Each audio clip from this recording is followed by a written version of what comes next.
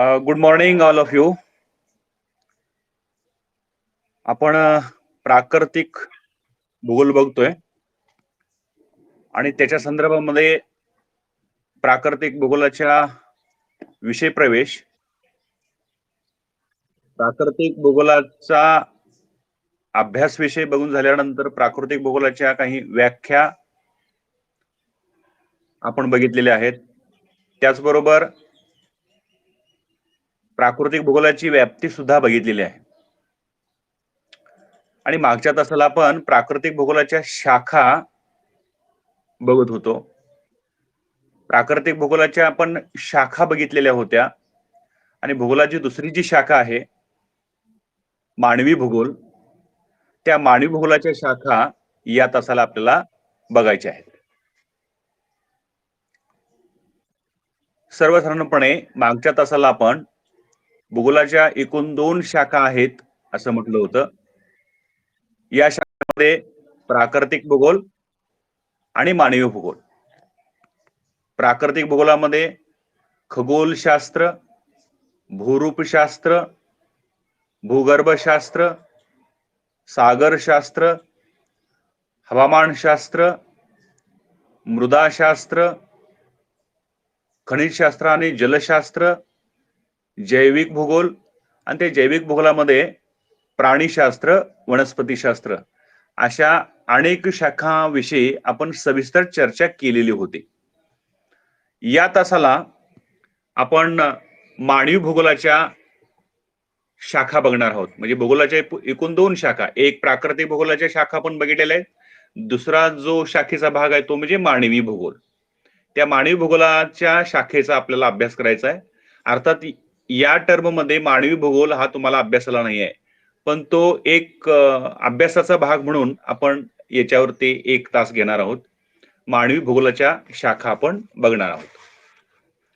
आता ह्या शाखा बघत असताना त्याच्या अनेक शाखा आहेत. मग मानवी भूगोल म्हणजे काय? मानवी भूगोल याचा अर्थ असा, human geography is a interrelationship between unresting man and unstable earth. म्हणजे अस्थिर पृथ्वी आणि चंचल मानव यांच्यातील बदलत्या संबंधांचा अभ्यास करणारं शास्त्र म्हणजे मानवी भूगोल. कुमारी एलन सॅम्पलनं असं म्हटलेलं आहे. म्हणजे काय? पृथ्वी स्थिर नाही आहे, ती अस्थिर स्वरूपाची आहे. मानव सुद्धा स्थिर नाही आहे, तो चंचल आहे, तो डायनामिक पर्सनॅलिटी तिची आहे. आणि म्हणून जर मानव बदलत असेल, पृथ्वी अस्थिर असेल, तर त्या दोघांच्यातला जो संबंध आहे तो संबंध देखील काळानुसार, वेळेनुसार, अनेक वर्षानुसार तो बदलत जाणार आहे. आणि म्हणून बदलत्या संबंधांचा अभ्यास करणारं शास्त्र म्हणजे मानवी भूगोल आहे. आणि ह्या मानवी भूगोलाच्या विविध शाखा आहेत. त्या विविध शाखेच्या मध्ये पहिली शाखा आहे साधन संपत्ती भूगोल. याला रिसर्च जिओग्राफी असं म्हणतो. साधन संपत्ती भूगोलामध्ये कशाचा अभ्यास होतो? पृथ्वीच्या अंतर्गत भागामध्ये आणि पृथ्वीच्या भूपृष्ठावरती जी काही खनिजे लपलेली आहेत, खनिजांचं जे वितरण आहे, खनिजांचा जो वापर आहे, त्याचं वितरण आहे, त्याचं विकेंद्रीकरण आहे, अति खनिज वापरल्यामुळे निर्माण होणाऱ्या ज्या समस्या आहेत, त्या समस्यापासून परावृत्त कसं करता येईल, या नैसर्गानं निर्माण केलेल्या खनिजांच्या विषयी अभ्यास करणारं शास्त्र आहे. म्हणून त्याला साधन संपत्ती विषयक भूगोल असं म्हणतो. थोडक्यात भूपृष्ठामध्ये आणि भूपृष्ठाच्या वरती जिथं निसर्गानं निर्माण केलेली साधन संपत्ती आहे, त्या साधन संपत्तीचा अभ्यास हे साधन संपत्ती शास्त्र करत असतं. मानवी भूगोलाची दुसरी शाखा आहे, म्हणजे ह्या शाखा आर्थिक भूगोलामध्ये येतात. मानवी भूगोलामध्ये पहिली शाखा आर्थिक भूगोल आणि त्या आर्थिक भूगोलामध्ये मग साधन संपत्ती भूगोल आपण बघितला. दुसरी शाखा आहे ती कृषी भूगोल. याला ऍग्रीकल्चर जिओग्राफी असं आपण म्हणतो. आपला भारत देश कृषी प्रधान आहे. या कृषी प्रधान देशामध्ये 70% लोक आजही शेती व्यवसायामध्ये गुंतलेले आहेत. पण त्या शेतीमध्ये अनेक समस्या आहेत.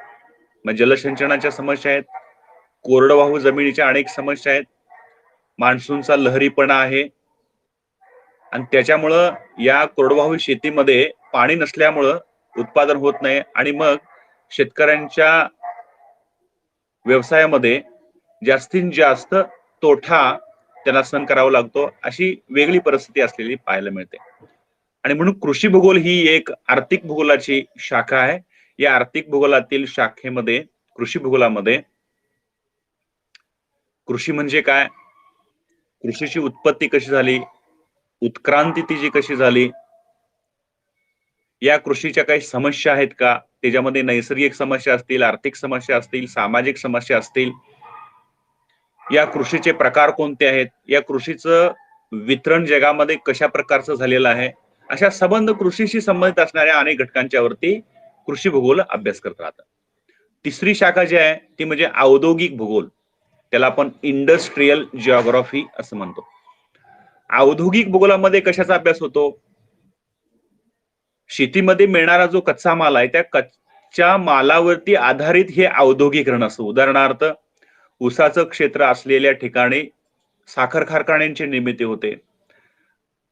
कापूस जिथं निर्माण होतो, शेतीमध्ये पिकतो, अशाच कापसाच्या क्षेत्राच्या जवळपास कुठंतरी कापडाच्या मिल्स तयार होतात. आणि म्हणून शेतीमध्ये पिकलेला जो माल आहे, कच्चा ज्याला आपण माल म्हणतो, त्या कच्च्या मालावरती अनेक प्रक्रिया करण्यासाठी ही कारखानदारी किंवा औद्योगिकरण निर्माण झालेलं असतं. पण या साधन संपत्तीचा, या कच्च्या मालांचा, शेतीच्या मालांचा अवाजवी ज्यावेळी वापर होतो, त्यावेळी औद्योगिकरणामध्ये अनेक समस्या निर्माण होतात. उदाहरणार्थ, इंडस्ट्रियल बेल्ट ज्या ज्या भागामध्ये आहे, तिथं प्रदूषणाच्या समस्या निर्माण झालेल्या आहेत, जलप्रदूषणाच्या समस्या निर्माण झालेल्या आहेत, हवेच्या प्रदूषणाच्या समस्या निर्माण झालेल्या आहेत, आवाजाच्या समस्या निर्माण झालेल्या दिसून येतात. म्हणजे औद्योगिकरणाच्या, स्थानिकीकरणाच्या घटकापासून औद्योगिकरण तिथं स्थापन झाल्यानंतर काही समस्या निर्माण होतात, तिथून त्याचं हस्तांतरण, त्यांचं वितरण, त्यांचं तिथून विकेंद्रीकरण करावं लागतं. इथपर्यंत संबंध अभ्यास जो आहे तो अभ्यास या औद्योगिकरणाच्या शाखेमध्ये होताना आपल्याला दिसतो. पुढची शाखा आहे व्यापारी भूगोल, त्याला आपण कमर्शियल जिओग्राफी म्हणतो. या व्यापारी भूगोलामध्ये आपण कशाचा अभ्यास करतो, व्यापारी भूगोलामध्ये एखाद्या कृषी क्षेत्रापासून औद्योगिकरण जिथं आहे अशा प्रदेशापर्यंत ज्या काही वस्तू असतात त्या वस्तूंचं वितरण असेल, त्याच्यावरचा व्यापार असेल, म्हणजे जवळपास प्रत्येक वस्तूचा व्यापार हा जिथं कारखाना तयार झालेला आहे तिथून ते गिरायकापर्यंत मिळेपर्यंत, गिरायकाला ती वस्तू मिळेपर्यंत, इथपर्यंतचा सर्व व्यापाराचा जो भाग आहे तो याच्यामध्ये येतो. मग याच्यामध्ये वेगवेगळी राज्य आली, वेगवेगळ्या कंपन्या आल्या, वितरण करणाऱ्या, वस्तू निर्माण करणाऱ्या काही कंपन्या आल्या, त्याचा व्यापार कसा होतो, प्रदेशानुसार तसा त्याचा व्यापार कसा होतो, मैदानी प्रदेशामध्ये त्याचा व्यापार कसा होतो, पठारी प्रदेशामध्ये त्याचा व्यापार कसा होतो, किंवा पर्वती प्रदेशामध्ये त्याचा व्यापार कसा होतो, अशा अँगलनं ह्या व्यापारी भूगोलाचा आपण अभ्यास करतो. आता व्यापार का निर्माण होतो, तर प्रत्येक वस्तू ज्या त्या भागामध्ये निर्माण होत नाहीत आणि म्हणून व्यापार तयार होतो. ज्या भागामध्ये ज्या वस्तू निर्माण होत नाहीत त्या भागामध्ये जिथं त्या पिकतात तिथून त्या तिथं आणल्या जातात आणि त्या लोकांना दिल्या जातात. त्याच्यासाठी मग व्यापार निर्माण होतो. मग व्यापारासाठी मग वाहतूक व्यवस्था महत्वाची असते, इतर सुविधा महत्वाच्या असतात, तिथं व्यापार मोठ्या पद्धतीने होताना आपल्याला पाहायला मिळतो. त्याच्यानंतर पुढचा भाग आहे विपणक भूगोल, याला मार्केटिंग जिओग्राफी असं म्हणतो. म्हणजे एखाद्या कारखान्यामध्ये उत्पादित झालेली एखादी वस्तू, मग ती जिल्हा लेवल असेल, स्टेट लेवल असेल, तालुका लेवल असेल, लोकल लेवल असेल, गाव लेवल असेल, एखादा बाजार असेल, आठवडी बाजार असतील, आणि यांच्या मार्फत ती वस्तू घराघरामध्ये पोहोचवण्याची जी प्रक्रिया आहे त्याला मार्केटिंग जिओग्राफी म्हणतो आपण. मग याच्यामध्ये 3 दिवसाचे व्यापार असतात, 8 दिवसाचे व्यापार असतात, 15 दिवसाचे बाजार असतात, व्यापार असतात, आठवडी बाजार म्हणतो आपण त्याला. यांच्या मार्फत, दुकानामार्फत, किराणा मालाच्या दुकानामार्फत ही वस्तू प्रत्येक घराघरापर्यंत पोहोचवण्याची जी प्रक्रिया आहे ती प्रक्रिया या विपणक भूगोलामध्ये समाविष्ट केली जाते, त्याचा डिटेलमध्ये अभ्यास होतो. त्याच्यानंतर 6वी शाखा आहे आर्थिक भूगोलाची, ती म्हणजे वाहतूक भूगोल, याला ट्रान्सपोर्ट जिओग्राफी म्हणतो. आता याच्यामध्ये कशाचा अभ्यास होतो, सर्वसाधारणपणे जिथं कच्चा माल आहे त्या कच्च्या मालाचे पक्क्या मालामध्ये रूपांतर करण्यासाठी कच्च्या मालाच्या क्षेत्रापासून कारखानदारीपर्यंत ने-आण करण्याचं काम ट्रान्सपोर्ट जिओग्राफी करत असतं. म्हणजे वाहतूक भूगोल याच्यामध्ये त्याचा अभ्यास होतो. म्हणजे एखाद्या कृषी क्षेत्रामध्ये उत्पादित झालेला जो माल आहे, तो माल व्यापार केंद्रापर्यंत आणि औद्योगिकरणापर्यंत ने-आण करण्याचं काम, वाहतूक करण्याचं काम ही वाहतूक व्यवस्था करत असते आणि त्या वाहतूक व्यवस्थेचा अभ्यास या वाहतूक भूगोलामध्ये होतो. मग याच्यामध्ये रस्ते वाहतूक असेल, रेल्वे वाहतूक असेल, विमान वाहतूक असेल, जल वाहतूक असेल, यांचे वितरण असेल, यांचे प्रकार वेगवेगळे असतील, त्याचा संबंध जगभराचा अभ्यास वाहतूक व्यवस्थेचा या वाहतूक भूगोलामध्ये होतो. आता मानवी भूगोलाची पहिली शाखा आपण बघितली. आर्थिक भूगोलामध्ये ह्या शाखा येतात 6. पुन्हा दुसरी शाखा जी आहे ती म्हणजे सामाजिक भूगोल, सोशल जिओग्राफी. त्याच्यामध्ये 2 शाखा येतात. एक लोकसंख्या भूगोल आणि दुसरी वसाहत भूगोल. लोकसंख्या भूगोल म्हणजे काय? लोकांच्या संबंधानं अभ्यास करणारं शास्त्र. लोकसंख्या भूगोल त्याला आपण म्हणतो. म्हणजे लोकसंख्येची वाढ असेल, लोकसंख्येचं वितरण असेल, अति लोकसंख्या वाढल्यामुळे निर्माण होणाऱ्या समस्या असतील, ती लोकसंख्या कमी करण्यासाठी कुटुंब नियोजनाचा वापर करण्यावरती सरकारनं निर्माण केलेलं धोरण असेल, लोकसंख्या प्रगतीच्या आड कशी येते, किंवा अवाजवी लोकसंख्या म्हणजे काय, पर्याप्त लोकसंख्या म्हणजे काय, लोकसंख्येच्या ज्या अनेक समस्या असतात, अनेक घटक असतात, अनेक मुद्दे असतात, या लोकसंख्येच्या संदर्भात अभ्यास करणारे एक शास्त्र आहे, त्याला लोकसंख्या भूगोल असं आपण म्हणतो. हे दुसऱ्या टर्म मध्ये आपण डिटेलमध्ये बघणार आहोत. दुसरी जी शाखा आहे याच्यामध्ये ती मध्ये वसाहत भूगोल, त्याला सेटलमेंट जिओग्राफी असं आपण म्हणतो. आता वसाहत भूगोलामध्ये वेगवेगळ्या वसाहती आहेत. त्यामध्ये ग्रामीण वसाहत आहे, शहरी वसाहत आहे. ग्रामीण वसाहतीची कार्य आहेत, प्राथमिक कार्य आहेत, दुय्यम कार्य आहेत. नागरी वस्तीची किंवा शहरांची प्राथमिक कार्य आहेत, दुय्यम कार्य आहेत. या कार्यांच्यावर आधारित ही शहरे चालत असतात. कार्यांच्यावरती आधारित ग्रामीण वसाहत चालत असते. ही कार्य म्हणजे त्या ग्रामीण वसाहतीतले प्रमुख एक प्रकारची सेवा असलेली दिसून येते. उदाहरणार्थ द्यायचं म्हटलं तर ग्रामीण वसाहतीमध्ये दूध डेअऱ्या असतात, पोस्ट ऑफिस असतं, ग्रामपंचायत असते आणि किराणा मालाची दुकान असतात, बाजार असतात. या संबंध घटकांच्याकडून प्रत्येक घरांच्या ज्या ज्या गरजा असतात त्या गरजा भागवण्याचं काम ही प्राथमिक असणारी वसाहत करत असते. प्राथमिक कार्य करून त्या वसाहतींना सुविधा देण्याचा प्रयत्न ही वसाहत करत असते. मग या वसाहतीचे अनेक पुन्हा प्रकार पडत असलेले दिसून येतात. त्याचे अनेक वेगवेगळ्या प्रकारची कार्य असलेले पाहायला मिळतात आपल्याला. ते डिटेलमध्ये आपण नंतर बघू. त्याच्यानंतर तिसरी जी शाखा आहे ती म्हणजे राजकीय भूगोल, याला पॉलिटिकल जिओग्राफी असं म्हणतो. म्हणजे एखाद्या राज्याचा तुकडा तो कोणत्या नैसर्गिक साधन संपत्तीने विपुल प्रमाणात आहे की अविपुल प्रमाणात आहे याच्यावरती त्या राज्याची किंवा त्या देशाची प्रगती अवलंबून असते. आणि म्हणून राजकीय भूगोल या शाखेमध्ये कशाचा अभ्यास होतो की त्या राज्यामध्ये निर्माण झालेली किंवा पहिल्यापासून असलेली साधन संपत्ती कोणत्या प्रकारची आहे, त्या साधन संपत्तीचा उपयोग त्या लोकांची प्रगती होण्यासाठी कशा पद्धतीने झालेला आहे, त्या सरकारचं धोरण कशा प्रकारचं आहे वगैरे वगैरे. या संबंधानं त्या राजकीय भूगोलामध्ये या संबंध घटकांचा अभ्यास होताना आपल्याला पाहायला मिळतो. उदाहरणार्थ महाराष्ट्र राज्याचं राजकीय धोरण जे आहे ते सर्वसमावेशक आहे आणि म्हणून आज उत्तर भारतातील बरेचसे लोक महाराष्ट्रामध्ये येतात, सर्वसाधारणपणे मुंबईमध्ये येतात, अनेक व्यवसाय करतात आणि तिथं त्यांच्या अन्न वस्त्र निवारा ह्या गरजा भागवण्याचा प्रयत्न होत राहतो. आणि म्हणजेच काय, दुसऱ्या राज्यातील लोक आपल्या राज्यामध्ये येण्यासाठीचं अनुकूल स्वरूपाचं धोरण असल्यामुळं इथं लोकसंख्याही वाढते, उद्योग व्यवसायही वाढतात आणि त्या राज्याची तशी प्रगती सुद्धा होताना दिसते. आणि ह्या प्रगतीचं मूळ काय आहे की इथं नैसर्गिक साधन संपत्ती विपुल प्रमाणात आहे आणि त्यामुळं अशा प्रदेशामध्ये जिथं साधन संपत्ती नाही अशा प्रदेशातून लोकांचं नेहमी येणं जाणं असतं. आणि म्हणून त्या दृष्टीनं महाराष्ट्राचा जो विकास आहे, अनेक उद्योगाच्या दृष्टिकोनातून औद्योगिकरणाचा विकास आपण बघितला, इतर व्यवसायाच्या दृष्टिकोनातून विकास बघितला तर इतर राज्यांची तुलना करता तो जास्त असलेला दिसून येतो. आणि याच्यासाठी राजकीय जे धोरण आहे ते अनुकूल स्वरूपाचं असावं लागतं आणि जिथं अनुकूलाचं धोरण असतं तिथं त्या राज्याचा प्रगती होत असतो. अशा प्रकारचा अभ्यास जो आहे तो राजकीय भूगोलामध्ये होताना आपल्याला दिसतो. त्याच्यानंतर पुढचा भाग आहे तो म्हणजे लष्करी भूगोल. त्याला मिलिटरी जिओग्राफी असं म्हणतो. आता याच्यामध्ये कोणत्या घटकांचा अभ्यास होतो?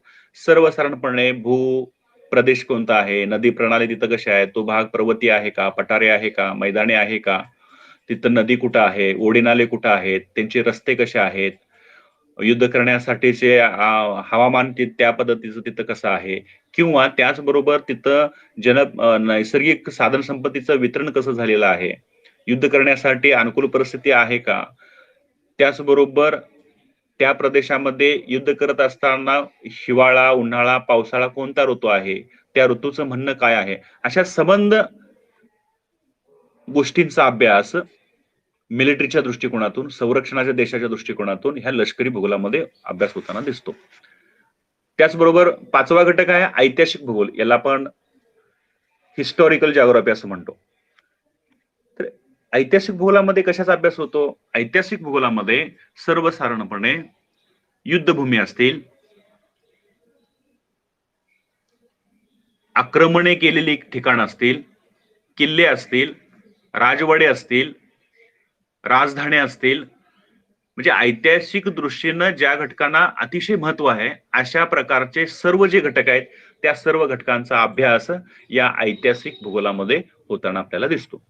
त्याच्यानंतर पुढचा मुद्दा आहे, शाखा आहे पर्यटन भूगोल, त्याला आपण टुरिझम जिओग्राफी असं आपण म्हणतो. आता ह्याच्यामध्ये पर्यटन म्हणजे काय, पर्यटनाची व्याख्या कोणती, पर्यटनाचे स्वरूप कसं आहे, पर्यटनाचा अर्थ काय आहे, पर्यटनाचे विस्तार क्षेत्र काय आहे, आंतरविद्या शाखा म्हणून पर्यटन व्यवसाय कसा विकसित होत जातो. तर पर्यटन याचा अर्थ आपल्या घरापासून दुसरीकडे फिरायला जायचं, तिथं आनंद उपभोगायचा आणि परत आपल्या घराकडे यायचं, ही जी प्रक्रिया आहे याला पर्यटन असं म्हणतो. म्हणजे कायमस्वरूपी वस्ती न करण्याच्या हेतूने उत्पादनाशी संबंधित नसलेली अपरिचित व्यक्तींच्या भ्रमंतीतून घडलेली अपूर्व घटना आणि प्रसंग म्हणजे पर्यटन. तो पर्यटन आयडीएस सब्जेक्ट आहे, तो पुढच्या वर्षी आपण डिटेलमध्ये बघणार आहोत.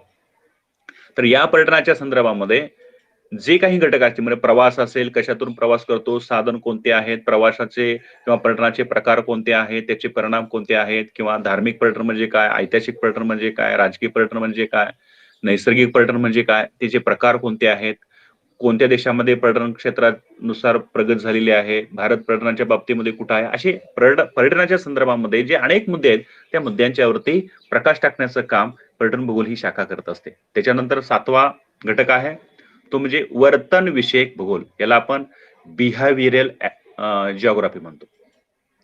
म्हणजे माणूस असंच का वागतो, तसंच का वागतो, याच्या माग वैज्ञानिक कारण कोणतं आहे. तर भूगोलाचा अभ्यास करत असताना आपल्याला ते ऋतुमानानुसार माणसाचं वर्तन हे बदलत असताना आपल्याला पाहायला मिळतं. म्हणजे पावसाळ्यामध्ये माणूस पावसाचा विचार करून पटकन पाणी आपल्या अंगावरून कपड्यावरून जावं अशा प्रकारचे कपडे वापरतो. उदाहरणार्थ चप्पल वापरत असताना तो पाणी पटकन जावं चपलावरनं अशा प्रकारचे वापरतो, किंवा छत्री वापरतो, किंवा रेनकोट वापरतो. म्हणजे कपडे परिधान करत असताना पावसाचा ऋतुमानाचा विचार करून मग त्याला वर्तन करावं लागतं. हिवाळ्याच्या ऋतूमध्ये आपण स्वेटर वगैरे आपल्या अंगावरती येतात, गरम कपडे आपल्या अंगावर येतात, म्हणजे त्या हवामानाचा विचार करून मग तो वागण्याचा प्रयत्न करत राहतो. तर उन्हाळ्या ऋतूमध्ये जिरजिरी कपडे घालतो की जेणेकरून आपल्या अंगामध्ये हवा खेळती राहावी, आपल्याला जास्त घाम येऊ नये, एनर्जी नष्ट होऊ नये, म्हणून तशा प्रकारचे कपडे वापरतो. म्हणजे अन्न असेल, कपडे असेल, निवारा असेल, तर याचा विचार करून मगच अन्न आपण मिळवतो, कपडे प्रदान करतो, किंवा घरांची व्यवस्था त्या पद्धतीने करत असलेले आपल्याला पाहायला मिळतं. आणि म्हणून उन्हाळ्या ऋतूमधले आपलं वर्तन कसं असतं, चिडचिडे असतं, निरुत्साही झालेला असतो आपण, घाम आपल्याला गेलेला असतो, एनर्जी कमी झालेली असते, आणि म्हणून आपण एकामेकांच्या वरती रागवण्याचं काम मोठ्या पद्धतीनं करत असतो, म्हणजे निरुत्साही असल्यामुळं. तर हा ऋतुमानाचा प्रभाव आहे, आणि त्या पद्धतीनंच हवामानानुसारच माणूस वर्तन करत राहतो, आणि त्याचा संबंध डिटेलमध्ये अभ्यास करणारा एक शाखा आहे, त्या शाखा म्हणजे वर्तन विषयक भूगोल, त्याला आपण म्हणतो बिहेवियरल जिओग्राफी. आणि शेवटची शाखा मानवी भूगोलाची आहे ती म्हणजे गुन्हे विषयक भूगोल, त्याला आपण क्राईम जिओग्राफी असं म्हणतो.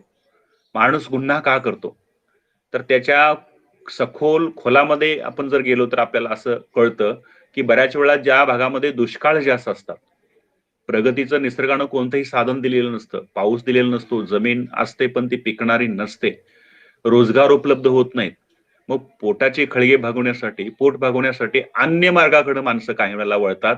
मग ते गुन्हे करतात, गुंडागर्दी करतात किंवा क्राईम करतात. म्हणजेच जो सदन भाग आहे त्या सदन भागामध्ये होणारे छोटे-मोठे गुन्हे आणि दुष्काळी भागामध्ये होणारे छोटे-मोठे गुन्हे जर बघितलं आणि त्याच्या सखोल भागामध्ये अभ्यासामध्ये जर गेलो, तर तिथं निसर्ग कोपलेला असल्यामुळं, निसर्गानं त्या भागाकडे दुर्लक्षित केल्या गेल्यामुळं, तिथं प्रगतीची साधनं नसल्यामुळं जास्त गुन्हे तिथं घडतात. अशा प्रकारचं वैज्ञानिक विवेचन या भूगोलसारख्या विषयातून क्राईम जिओग्राफी ज्याला आपण म्हणतो किंवा गुन्हे विषयक भूगोल या शाखेतून होताना आपल्याला दिसतं.